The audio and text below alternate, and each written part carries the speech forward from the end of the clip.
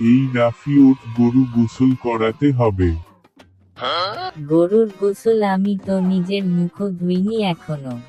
তোর মুখ কেউ কোরবানি দিচ্ছে না, গরু ধুইলে পবিত্র হয় বুঝলি। গরু তো পানি দেখলেই স্লাইড করে, আমরাই গোসল না করে ভিজে যাই। এইটা গোসল না, এইটা তো ঈদের আগে ফ্রি শাওয়ার। বাবা, গরুকে সেন্ট দেওয়ার কি দরকার? ঈদের দিন গরুটাও তো সাজবে। তোর তো সাজতেন মনে নেই দেখি। ওরে সেন্ট দে, আমাকেও এক ফোঁটা দে। তুই গরু হয়েছিস নাকি? বাবা, আমার পাঞ্জাবি কই?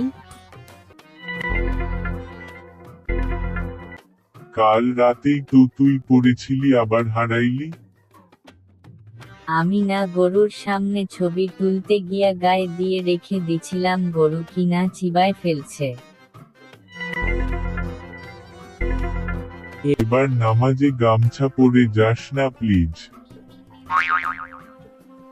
বাবা, নামাজে দাঁড়া, এত লোকের মাঝে মনে হইতেছিল আমি গরুই, সবার চোখ আমার পাঞ্জাবিহীন দিকেই। তোর কাণ্ড দেখে মনে হয় পরের বার গরু না তোকে কোরবানি দিতে হবে। আমার শিং নাই, লেজ নাই, তাও কোরবানি।